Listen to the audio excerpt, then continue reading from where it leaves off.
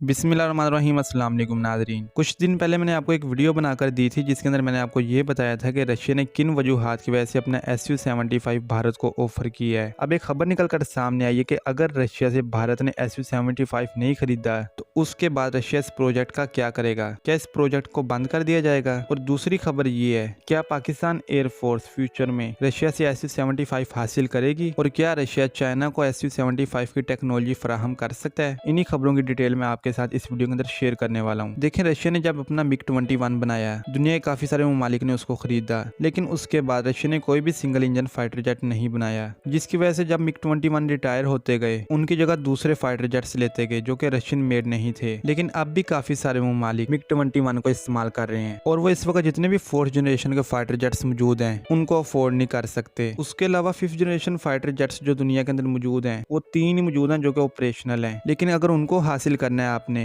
तो उनकी रिक्वायरमेंट्स बहुत ज्यादा हैं और उसके अलावा महंगे फाइटर जेट्स हैं। तो रशिया ने ये प्लान किया कि मैं 5वीं नस्ल का एक ऐसा फाइटर जेट बनाता हूँ जो कि MiG-21 को भी रिप्लेस कर देगा। उसके अलावा मैं इतना सस्ता 5वीं नस्ल का फाइटर जेट बनाऊंगा जिसको काफी सारे ममालिक बासानी खरीद सकें। जब SU-75 की लॉन्चिंग की गई उस वक्त जो उन्होंने डेमो वीडियो बनाई थी उसके अंदर आपने यही देखा होगा कि उनका मेन टारगेट इस फाइटर जेट को बेचना था। रशियन एयरफोर्स के अंदर ये फाइटर जेट कभी भी शामिल नहीं हो सकता और इस फाइटर जेट के रशियन एयरफोर्स में शामिल ना होने की वजूहात काफी सारी हैं। अगर उनको मैं यहाँ पर शामिल करूंगा तो वीडियो बहुत ज्यादा लंबी हो जाएगी। खैर, क्योंकि रशिया के ऊपर बहुत ज्यादा पाबंदियां लगी हुई हैं, बहुत सारे ममालिक SU-75 खरीदना चाहते हैं, लेकिन इन पाबंदियों की वजह से रूस से वो फाइटर जेट हासिल नहीं कर सकते। इस वजह से इस प्रोजेक्ट को जो पहला धचका लगा और ये पाबंदियां इस प्रोजेक्ट के लिए पहला धचका थी। उसके अलावा इंडिया एक बहुत बड़ा मुल्क है, अगर रूस से वो ये फाइटर जेट खरीदता है तो रूस ने जितने भी इस प्रोजेक्ट के ऊपर पैसे खर्च किए थे वो सारे के सारे रिकवर हो जाने थे और उसके अलावा रूस को कुछ मुनाफा भी हो जाना था। लेकिन क्योंकि भारत माता इस वक्त किसी और शोहर के साथ मौजूद है, इस वजह से भारत माता का भी ख्याल नहीं लगता कि वो दोबारा रशिया के पास जाएगी। इन सभी चीजों को देखते हुए रशिया ने एक फैसला किया है, अगर 1 साल के अंदर अंदर इस फाइटर जेट का हमें कोई बड़ा ऑर्डर मिल गया फिर तो हम इस प्रोजेक्ट के ऊपर और ज्यादा काम करेंगे, वरना इस प्रोजेक्ट को मुकम्मल तौर पर बंद कर दिया जाएगा। अब पाकिस्तान एयरफोर्स के पॉइंट को डिस्कस करने से पहले हम चाइना वाले पॉइंट को देख लेते हैं, क्योंकि वो मेन किरदार अदा करेगा पाकिस्तान एयरफोर्स से मुतल्लिक। खैर, चाइना का ये प्लान है कि अगर रूस का फाइटर जेट नहीं बिका तो हम रूस से इसकी टेक्नोलॉजी खरीद लेंगे और रूस भी बासानी चाइना को इसकी टेक्नोलॉजी फराहम कर देगा, क्योंकि उसके अंदर रूस का फायदा हो जाएगा। एक तो जितनी भी उन्होंने रिसर्च की है वो जाया नहीं होगी। उसके अलावा चाइना जब इस फाइटर जेट को बनाएगा उसके अंदर सारे के सारे रशियन इक्विपमेंट्स इस्तेमाल होंगे, तो इस वजह से रशियन इक्विपमेंट्स बिक जाएंगे, उससे रूस को फायदा हो जाएगा। लेकिन उतना फायदा नहीं होगा जितना अगर रूस खुद इस फाइटर जेट को बनाकर बेचे तब होगा। खैर, अगर ऐसा हुआ तो रूस बासानी चाइना को इसकी टेक्नोलॉजी दे देगा और चाइना के ऊपर कोई ऐसी पाबंदियां भी नहीं लगी हुई जिस वजह से फाइटर जेट ना बिक सके। अब देख लेते हैं पाकिस्तान एयरफोर्स से मुतल्लिक कि क्या पाकिस्तान एयरफोर्स इस फाइटर जेट को खरीदेगी। देखिए, पाकिस्तान एयरफोर्स जो अपना 5वीं नस्ल का फाइटर जेट बना रही है उसके अंदर पाकिस्तान एयरफोर्स ने काफी सारी रिक्वायरमेंट्स रखी हैं। उसके अंदर जो मेन रिक्वायरमेंट है, पाकिस्तान एयरफोर्स ये चाहती है कि ये एक सिंगल इंजन फाइटर जेट हो। इसी वजह से टर्किश एयरफोर्स जो फाइटर जेट बना रही है पाकिस्तान एयरफोर्स ने उसके अंदर इंटरेस्ट नहीं लिया। तो SU-75 भी एक सिंगल इंजन फाइटर जेट है, तो ये पॉइंट पाकिस्तान एयरफोर्स को टारगेट करता है। उसके अलावा जो अगला पॉइंट है, मेरी इन्फॉर्मेशन के मुताबिक रशिया इस फाइटर जेट के अंदर जो इंजन इस्तेमाल करने वाला है वो RD-93 का ही कोई अपग्रेडेड वर्जन होगा, या इस तरह कह लें कि इस फाइटर जेट को देखकर रशिया उसको मॉडिफाइड करेगा, क्योंकि स्टेल्थ फाइटर जेट का इंजन और एक आम फाइटर जेट के इंजन के अंदर जमीन आसमान का फर्क होता है। तो रशिया का ये इरादा था कि हम RD-93 इंजन के अंदर ही काफी सारी मॉडिफिकेशन करें और उसके बाद उसी इंजन को इस फाइटर जेट के अंदर लगाएं। तो मेन बात निकल कर ये सामने आई कि रशिया RD-93 इंजन इस फाइटर जेट के अंदर इस्तेमाल करने वाला है। तो ये पॉइंट भी पाकिस्तान एयरफोर्स को हिट करता है, वो कुछ इस तरह, क्योंकि पाकिस्तान एयरफोर्स अपने JF-17 थंडर के अंदर भी RD-93 इंजन इस्तेमाल करती है। तो क्योंकि पाकिस्तान एयरफोर्स के पास पहले से इस इंजन के मुतालिक नॉलेज मौजूद है तो ये पॉइंट भी पाकिस्तान एयरफोर्स को हिट करता है। तो ये 2 मेन पॉइंट है, इनकी वजह से पाकिस्तान एयरफोर्स इस फाइटर जेट को खरीद सकती है। लेकिन अगर चीन इसकी टेक्नोलॉजी हासिल कर लेता है और चीन इस फाइटर जेट को बनाता है तब तो लाजमी पाकिस्तान एयरफोर्स इस फाइटर जेट को खरीदेगी। उसकी वजूहात ये है कि चीन इसके अंदर अपने हिसाब से मॉडिफिकेशन करेगा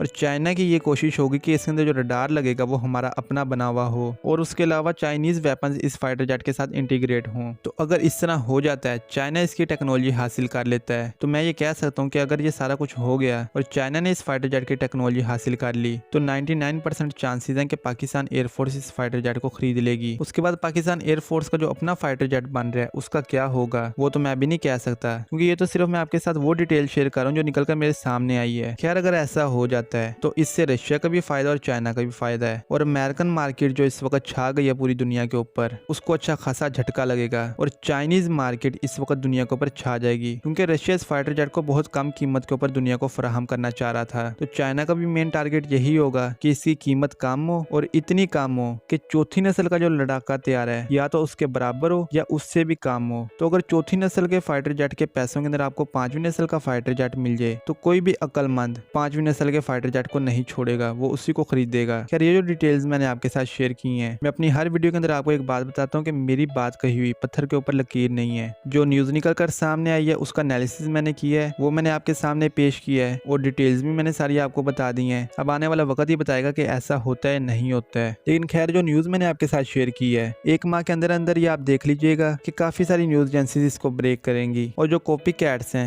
वो तो अभी कॉपी पेस्ट करना शुरू कर देंगे। खैर ये थी आज की वीडियो। अगर इस वीडियो से मुतालिक आपका कोई भी सवाल हो कमेंट आप कर दीजिएगा, मैं उसका जवाब दे दूंगा। खैर मिलते हैं अगली वीडियो में, तब तक के लिए अल्लाह हाफिज।